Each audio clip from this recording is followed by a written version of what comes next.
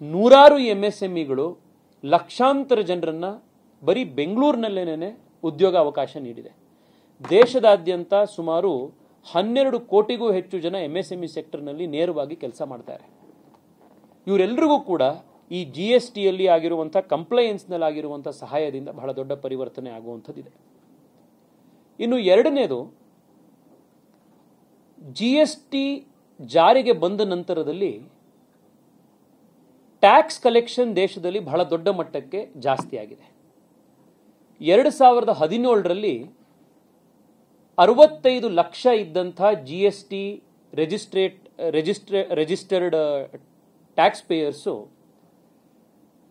ಈ ವರ್ಷ ಸುಮಾರು 2.25 ಕೋಟಿಗೆ ಏರಿಕೆಯಾಗಿದೆ.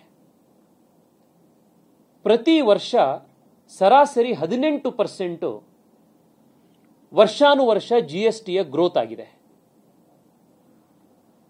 ಇದರಿಂದ ದೇಶದ ಆರ್ಥಿಕತೆಯ ಫಾರ್ಮಲೈಸೇಷನ್ ಒಂದು ಕಡೆ ಆದರೆ, ಇನ್ನೊಂದು ಕಡೆ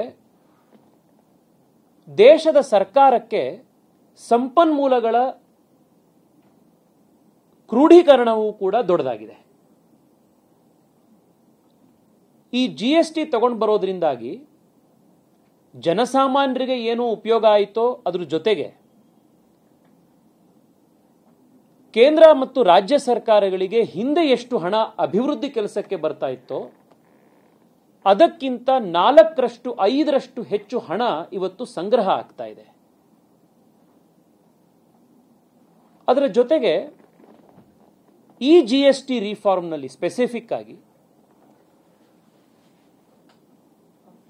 ವಿದ್ಯಾರ್ಥಿಗಳನ್ನ ಗಮನದಲ್ಲಿಟ್ಟುಕೊಂಡು ಶಾಲಾ ಮಕ್ಕಳು ಬಳಸುವಂಥ ಸಾಕಷ್ಟು ಸಾಮಗ್ರಿಗಳು, ಪೆನ್ನು ಪೆನ್ಸಿಲ್ ಇಂದ ಹಿಡಿದು ಅವರು ಶಾಲೆಗೆ ಬಳಸುವಂಥ ಜಾಮಿಟ್ರಿ ಬಾಕ್ಸ್ಗಳು, ಮ್ಯಾಪ್ಗಳು, ಗ್ಲೋಬ್ಗಳು, ನೋಟ್ಬುಕ್ಗಳು, ಇರೇಸರ್ಗಳು, ಪುಸ್ತಕಗಳು, ಈ ಎಲ್ಲ ಒಂದು ಎಜುಕೇಷನಲ್ ಸೆಕ್ಟರ್ಗೆ ಸಂಬಂಧಪಟ್ಟಂತಹ ಪ್ರತಿಯೊಂದು ಗೂಡ್ಸ್ಗಳ ಮೇಲೆ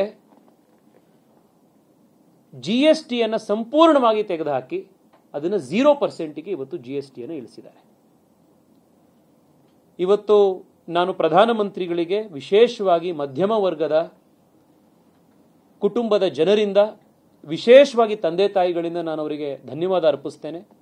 ಇವತ್ತು ವಿಶೇಷವಾಗಿ ನಗರ ಭಾಗಗಳಲ್ಲಿ ಮಕ್ಕಳನ್ನ ಸ್ಕೂಲಿಗೆ ಸೇರಿಸಿ ಅವರನ್ನು ಓದಿಸುವಂಥದ್ದೇನೆ ಬಹಳ ದೊಡ್ಡ ಒಂದು ಖರ್ಚು ತಂದೆ ತಾಯಿಗಳಿಗಿದೆ. ಹೀಗಿರಬೇಕಾದಂಥ ಸಂದರ್ಭದಲ್ಲಿ ವಿದ್ಯಾಭ್ಯಾಸದ ದೃಷ್ಟಿಯಿಂದ ಮಕ್ಕಳು ಬಳಸುವಂಥ ಎಲ್ಲ ವಸ್ತುಗಳನ್ನು, ಶಿಕ್ಷಣವನ್ನು ಪ್ರೋತ್ಸಾಹ ಮಾಡುವಂಥ ದೃಷ್ಟಿಯಿಂದ ಮಧ್ಯಮ ವರ್ಗದವರು ಅವರ ಮಕ್ಕಳಿಗೆ ಒಳ್ಳೆ ಶಿಕ್ಷಣವನ್ನು ಕೊಡೋದಕ್ಕೆ ಸಹಾಯ ಆಗಲಿ ಎನ್ನುವಂಥ ದೃಷ್ಟಿಯಿಂದ 0% ಟ್ಯಾಕ್ಸನ್ನು ಎಜುಕೇಷನ್ ಗೂಡ್ಸ್ನ ಮೇಲೆ ತೆಗೆದುಕೊಂಡು ಬಂದಿರುವಂಥದ್ದು ಅತ್ಯಂತ ಸ್ವಾಗತಾರ್ಹ.